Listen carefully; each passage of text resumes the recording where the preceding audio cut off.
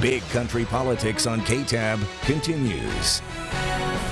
Well, hello and welcome to this week's Sunday Conversation here on Big Country Politics. I'm Manny Diaz. This week we're joined by Mayor Weldon Hurt. Mayor Hurt, there was a lot to talk about. There's been a lot to talk about in the last few weeks, certainly in the last few months, leading up to Tuesday's election night, where there was 3 propositions on the ballot concerning the city of Abilene. It was Proposition A with the additions to the zoo, Proposition B, the improvements to the rec centers, and Proposition C with the hike and bike trails. Of course, there's two of the 3 of those passed. The hike and bike trails did not. Was this kind of expected? Is this kind of more or less kind of what y'all, if you had a crystal ball that you were kind of meddling with there or seeing? I don't have a great crystal ball. I'm not surprised with the outcome. I wasn't tremendously optimistic about how these were going to pan out, but I'm very happy with the results. I can tell you that. Very satisfied, and you know we can take this information from our voters and we can move ahead. So okay, well, let's kind of break down these propositions here. Let's begin with Proposition A, and this was concerning the zoo. And it was 59%. There were 4 of this, almost 41% against this. This is concerning right around $15 million. It's going to really add to the zoo there. Tell me about this and how from as you see it, as from your seat as the mayor of Abilene, how is this truly going to benefit the city? Well, you know, the zoo is our diamond in Abilene. You know, it's the biggest tourist attraction we have. Also want to mention that there's $10 million of private money raised to go with this bond that passed. So the zoo and their crew have done a really good, the zoo committee, on getting some private dollars with this too. I think it's going to bring a whole new atmosphere with the restaurant that's going to be built out there. It's going to give the ability maybe for adults that just want to run up there and catch some lunch and watch the cheetahs run, you know, just things like that. So it's going to really create a tremendous amount of opportunity to continue for our zoo to drive tourism here. Let's talk about Proposition B. Now, this is the recreation centers, and this is a big thing because the rec centers, this is a $28 million proposition here. This is going to impact 2 rec centers here. How, I guess, as you see it, was this truly needed?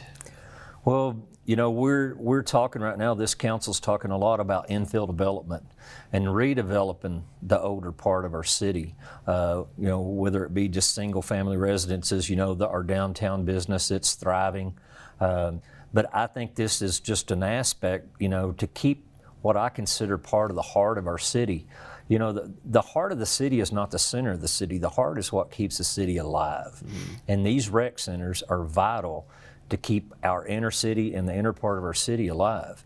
You know, these 2 rec centers, these are completely tear down and redo, G.B. Daniels and Cesar Chavez. So these are not just additions. These are going to be completely new rec centers. We will only do 1 at a time because we don't want both rec centers down at the same time. So probably we'll start with G.B. Daniels for no other reason than it's probably needs it worse. And so I just think it's vital to give these communities and these areas of town the opportunity to continue to grow as we push for our infill development with single family residences, the incentives from council. It's just keeps the heart of our city growing. Infill development, we hear a lot about that, and you know, obviously Abilene it's growing, but it's kind of growing, you know, in the outer areas. We're seeing a lot of expansion out in the Wiley area. You mentioned, and that was kind of a big thing, you know, in your campaign. Is that something that you're really kind of to truly build on with your time as mayor? It really is, and Manny, what the council is on board too, and as of this budget, we actually approved funds to have incentives for home builders to encourage them to build in these areas of town. And it's not just the Sears and Carver areas, it's really kind of within the older loop of Abilene. You know, we'll go as far down as South 27th. And what we will do is we'll offer cash incentives to builders. We can waive permit fees. We can help with sidewalks, there's certain criteria that these houses have to meet. The minimum standards, our building standards, they have to meet all this criteria. And build an affordable home, our target rate right now is about $203,000. But what we're going to do is incentivize that with about a 15% give back to the builder. It can be on the front end, the interim note, or cash out when they're finished with the home. So we know that these builders can't for profit build that type of home in our inner infill area.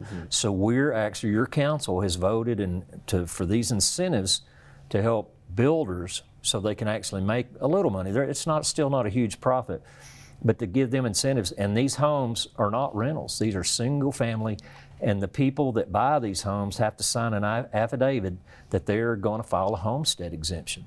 So we're encouraging home ownership in our older infill area of Abilene.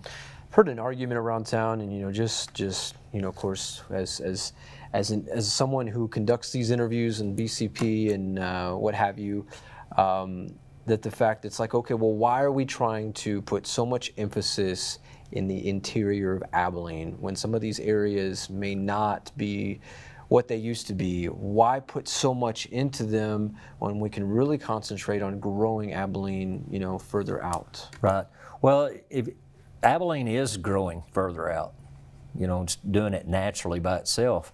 But Grady Barr before me, and we've always used this aspect of the donut effect. And as you grow out, you leave a hole in the middle, and the hole in the middle starts dying. That's heart of your city. Your heart of your city starts dying.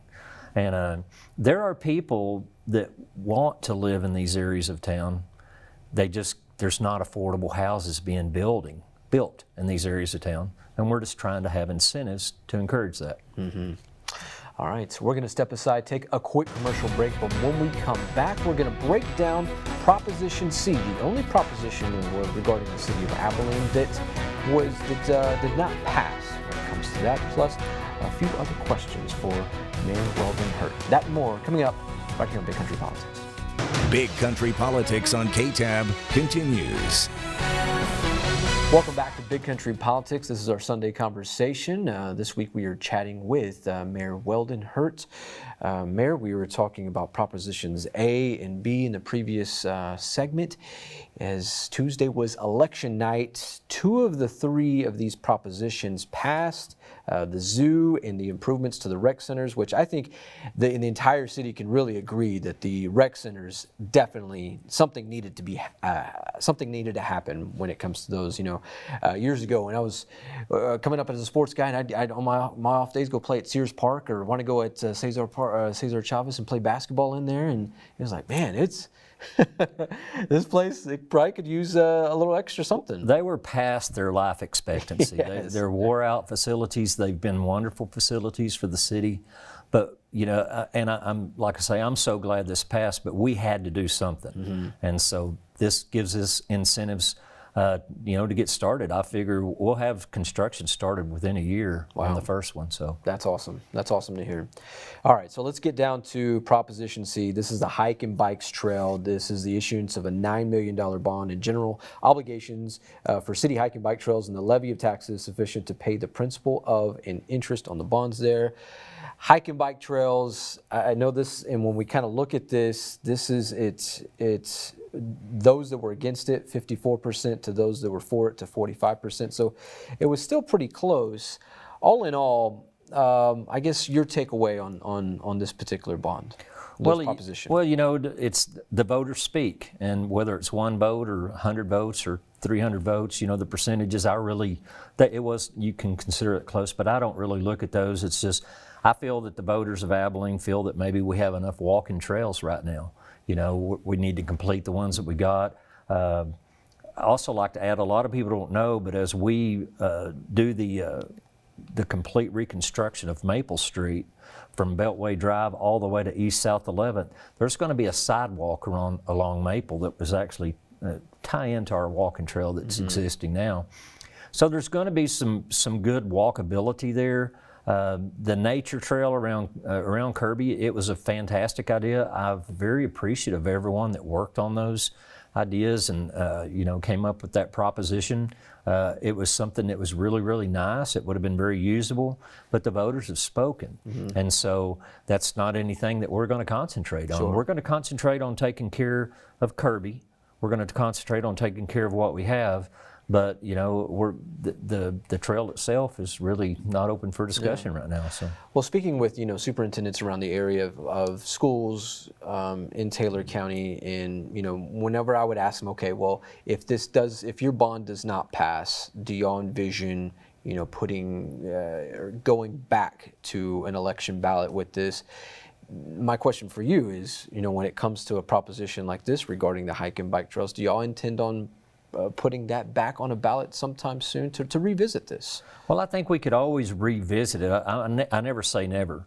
But I think if maybe the private sector wanted to maybe get on board a little bit more and have an incentive to help push this through, I think that we would need some type of incentive to look at this again to try to even put it back on a ballot. I think, the voters have spoken, and so until something changes, I think that we just need to honor their vote. You as the mayor, imagine you voted. You were probably first and center there, and wherever it was on day one when the early voting opened. But as I was voting on Tuesday, I saw a bunch of signs out, and there was bonds or taxes, and it was like in big bold red letters, and what have you with that. And I would assume it was probably to discourage voting for bonds or propositions. Explain this to me. Obviously bonds are taxes, right, but from municipality perspective, how do you guys truly approach bonds, and what is kind of y'all's end game with all that? Okay, well, a bond is paid for by an increase of the tax rate. So, when people say yes, bonds are increased taxes, but when you're trying to do, a capital expenditure to make a large improvement, and I use this scenario, if you have a home and you want to add a home or add a garage or add a carport, a major expense, you go get a loan. You don't just write the check for it. I'm not saying you couldn't do that.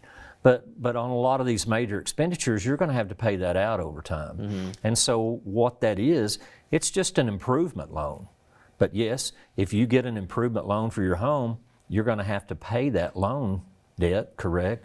And so what this does is the tax rate is increased to cover this bond, this loan, if it's a 10 or 15 or 20 year, most of ours are 20 years.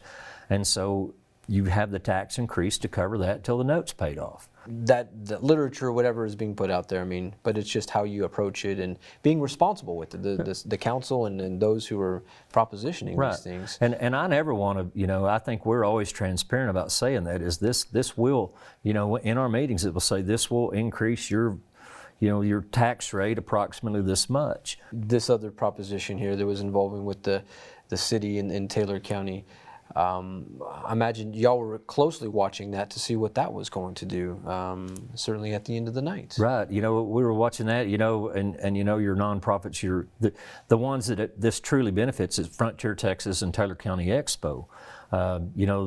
Both of those entities are very good for our city. Taylor County Expo, right across from the zoo, you've got your two biggest places in Abilene that bring people from out of town. The zoo, Taylor County Expo, they're right there together. So funding the expo is very important. And then Frontier Texas, that's a state-of-the-art museum.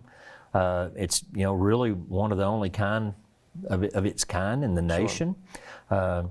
And the thing about Frontier Texas is it's the headquarters, it's the go-to place in Abilene when everybody else is closed. They're open more days, more hours, kind of a tourist destination or information center, if you will. So Frontier Texas is not just a museum, it's really our main information center for people traveling through. Yeah. Mr. Weldon Hurt, Mayor Hurt, thank you so much for your time today. Yeah, I'm always honored to be here, Manny. I appreciate you. Yes, sir. Well, for Mayor Weldon Hurt, I am Manny Diaz. This has been another Sunday Conversation right here on Big Country Politics. We will see you next week. God bless.